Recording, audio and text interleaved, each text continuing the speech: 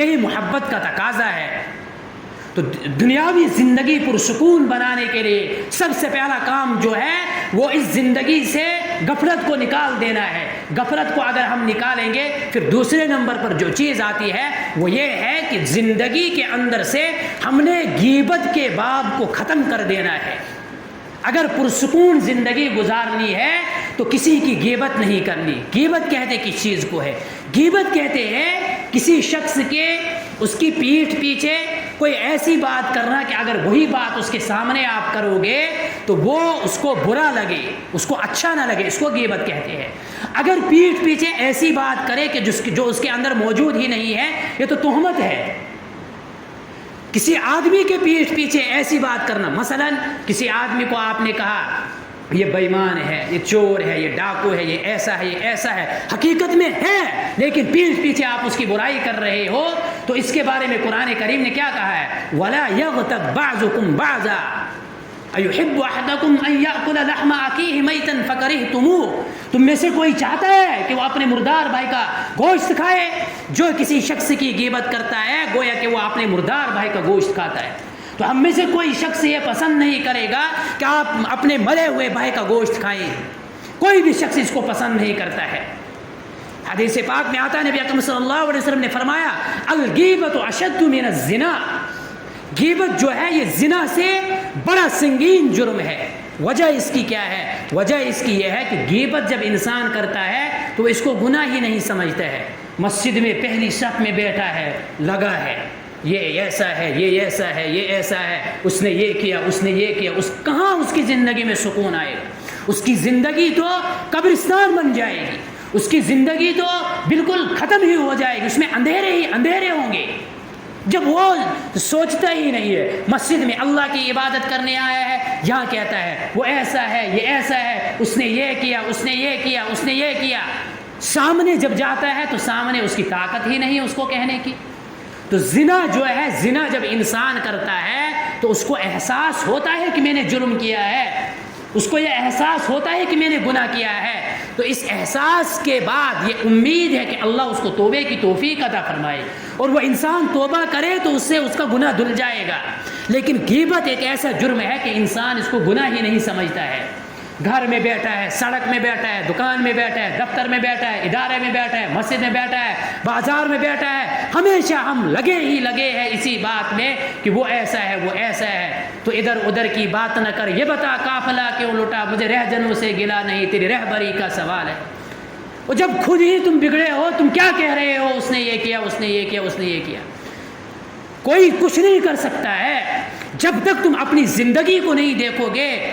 وہ ہے نا پاجا سراغ اپنے من میں ڈوب کے پاجا سراغ زندگی، جب اپنے گریبان کو کبھی دیکھا ہی نہیں، بس ہم نے کیا کیا زندگی کے اندر؟ ہم نے صرف یہ سیکھا کہ دوسرے کی عزت کو کیسے پامال کرنا ہے، دوسرے کی عزت کو کیسے اچھالنا ہے، دوسرے کو کیسے برباد کرنا ہے، دوسرے کو کیسے کھینچا تانی کرنی ہے، اس کو کیسے گرانا ہے، اگر وہ کسی بلندی پر ہے اس کو کیسے نیچے لانا ہے۔ صرف اور صرف ہم نے یہ سوچا۔ اگر زندگی میں ہم نے اپنی فکر کی ہوتی تو پھر ہمیں یہ گلے شکوے نہ ہوتے، پھر ہم یہ شکوہ نہیں کرتے کہ یہ ہے ہماری زندگی ایسی ہے، اب اس نے ہم پر ایسا کیا، اس نے ایسا کیا، یہ کرتا ہے، وہ کرتا ہے، وہ کرتا ہے، پھر ہماری زندگی میں یہ گلے شکوے نہیں ہوتے۔ اگر ہم نے اپنی زندگی کے اس کتاب، زندگی کی کتاب کو بھی کبھی کھولا ہوتا اور اس کو کبھی پڑھا ہوتا کہ ہماری زندگی کیا ہے، ہماری جلوت کیسی ہے، ہماری خلوت کیسی ہے۔ ہم آتے ہیں لوگوں کے سامنے تو بڑا ملا اور بڑا صوفی ہوتے ہیں، جب خلوت میں جاتے ہیں تو ہم سے بڑھ کر کوئی مجرم ہوتا ہی نہیں ہے، ہم سے بڑھ کر کوئی گناہگار ہوتا ہی نہیں ہے۔ اگر ہم نے کبھی اپنے اس دل کو پکڑ کر یہ سمجھایا ہوتا، اس کو بتلایا ہوتا کہ اے دل ذرا دیکھ تیری حالت اور کیفیت کیا ہے، باہر کیسا ہوتا ہے، اندر کیسا ہوتا ہے، تیرے دل کے اندر حسد بھرا ہے، کینہ بھرا ہے، بغض بھرا ہے، اناد ہے، دشمنی ہے، نفرت ہے، عداوت ہے، تمام چیزیں تیرے دل کے اندر بھری ہوئی ہے، تو کیسے یہ تیرے اندر طاقت آتی ہے، تجھے یہ کیسے ہمت ہوتی ہے کہ دوسرے پر انگلی اٹھاتا ہے، دوسرے کو یہ کہتا ہے تو خراب، تو یہ، کیسے تجھے ہمت آتی ہے؟ یہ غیبت بڑا سنگین جرم ہے۔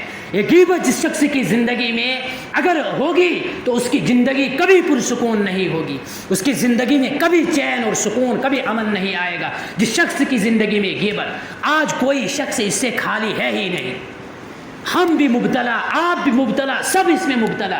تو اللہ سے دعا کرو کہ ہم اس گناہ سے باز آئے، چونکہ یہ ایسا جرم ہے جس کو ہم گناہ ہی نہیں سمجھتا ہے۔ اس غیبت کے بارے میں آخرت میں جو سزا ہوگی، نبی اکرم صلی اللہ علیہ وسلم نے حدیث پاک کے اندر فرمایا، صحابہ کو خطاب کرتے ہوئے، اتدرون من المفلس، تمہیں علم ہے کہ غریب آدمی کون ہے؟ صحابہ نے جواب دیا کہ جس کے پاس ملا دینار ولا درہم، جس کے پاس دینار و درہم نہ ہو وہی ہمارے نظر میں کل قیامت کے دن غریب ہوگا۔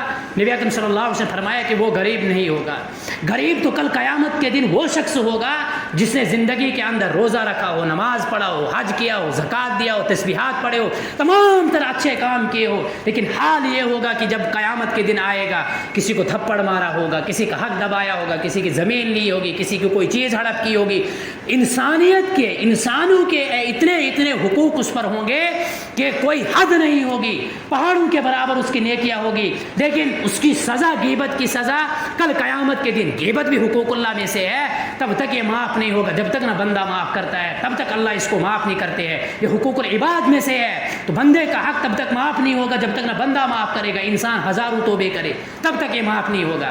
تو قیامت کے دن جو اس کی سزا ہوگی کہ انسان، اللہ رب العزت اس شخص سے کیسے کہے گا جس کی غیبت اس شخص نے کی ہے کہ جاؤ بھائی اس کے پاس نیکیاں ہے، اس نے تمہارا حق دنیا میں کھایا ہے، تمہاری غیبت کی ہے، آج تم اس کی نیکیاں میں سے جتنا چاہو اتنا لے لو۔ تو قیامت کا وہ عالم جہاں انسان ایک ایک نیکی کے لیے ترستا ہوگا، جب اس کو یہ اجازت ملے گی تو آپ سوچو وہ اس کے پاس کچھ رہنے دے گا؟ جب اس سے نیکیاں لی، اس نے بھی نیکی لی، اس نے بھی جتنے حق والے تھے سب نے نیکی لی، پھر آخر میں وہ خالی ہو جائے گا، پھر جو باقی حقوق والے لوگ بچیں گے تو اللہ رب العزت کہیں گے کہ ان کے جو گناہ ہیں وہ سب لوگوں سے گناہ لے کر اور اس کے سر پر ڈالو اور اس کو جہنم میں ڈال دو۔ یہ اس کی سزا ہے، حقوق العباد کی سزا یہ ہے۔ تو غیبت معاف کروانے کا طریقہ کیا ہے؟ غیبت معاف کروانے کا طریقہ یہ ہے، دیکھو دنیا میں انسان اسے خالی ہے ہی نہیں، ہو ہی جاتی ہے، انسان غیبت کر ہی لیتا ہے۔ تو اگر معاف کروانا ہے تو کسی کو اگر ہم سامنے کہیں گے میں نے آپ کی غیبت کی، تو اس کو غصہ آئے گا، وہ ہمارے ساتھ جھگڑنے لگے گا، ہمارے ساتھ لڑائی کرنے لگے گا۔ تو اس کے لیے جو نسخہ ہے وہ یہ ہے کہ آپ اپنے بھائی کے پاس جاؤ، اگر آپ کے دل میں احساس ہوگا، احساس نہیں ہے تو پھر آپ جاؤ گے نہیں، احساس اگر آپ کے دل میں ہوگا تو آپ جا کر اپنے بھائی سے کہو کہ آپ کے میرے اوپر بہت سارے حقوق ہیں، چونکہ میں انسان ہوں، بشر ہوں، مجھ سے غلطیاں ہوتی ہے، انسان تو غلطی ہوتی ہے، انسان سے مجھ سے بھی غلطیاں ہوئی ہے، اس لیے آپ کے زندگی میں مجھ پر بہت سارے حقوق ہیں، تو آپ میرے حقوق کو معاف کر دیجئے۔ اگر وہ انسان کہتا ہے کہ ٹھیک ہے جی میں نے آپ کے حقوق معاف کر دیے، تو سمجھ لینا اب آپ کی توبہ قبول ہوگی، لیکن شرط ہے کہ آپ کے دل میں احساس ہو۔ اور غیبت سے بچنے کا طریقہ کیا ہے؟ جب بھی آپ کسی ایسی جگہ پر جاؤ جہاں آپ دیکھو کہ یہاں اس کی بات چل رہی ہے، اس کو گرانے کی کوشش ہو رہی ہے، اس کو تانے کی کوشش ہو رہی ہے، اس کے خلاف باتیں ہو رہی ہے، جہاں پر بھی آپ کو ایسا لگے تو سب سے پہلے اس مجلس کو چھوڑ دو۔ اگر ضروری وہاں پر رہنا ہے تو ان لوگوں کو کہو کہ بھائی یہ اچھی بات نہیں ہے، یہ چھوڑ دو، اس کے بارے میں ایسی باتیں مت کرو۔ ایسا بھی نہیں ہے تو کم سے کم اتنا تو کرو کہ وہ غیبت کر رہے ہیں، تم اس شخص کے فضائل بیان کرو۔ مثلا کوئی آدمی کہہ رہا ہے وہ آدمی ایسا ہے، وہ چور ہے، وہ ڈاکو ہے، وہ زانی ہے، وہ شرابی ہے، وہ کبابی ہے، تو آپ اٹھ کر یہ کہو کہ نہیں جی وہ نیک ہے، وہ متقی ہے، وہ نماز کا پابند ہے، وہ روزے کا پابند ہے، وہ صدقہ ادا کرتا ہے، وہ زکوٰۃ دیتا ہے، وہ غریبوں کو یہ مدد کرتا ہے۔